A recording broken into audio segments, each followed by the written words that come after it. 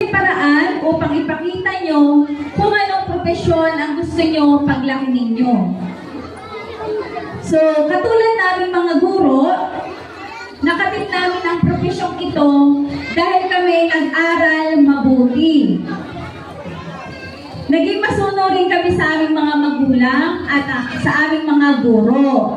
So, para makamit nyo yung inyong mga inaasam na mga profesyon, dapat ganun din yung gagawin ninyo.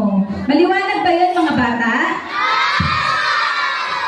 Ayan, maliwanag naman pala. So, ito po yung magiging flow ng ating program. Bali po, simultaneous po ito. Kinder to grade 3 muna po ang rarampa. So, yan, nakikita nyo po, napila na po mga kinder. Ang mag-judge po dyan ay ang mga grade 1 teachers. Pag naman po rumampa ang mga grade 1 students,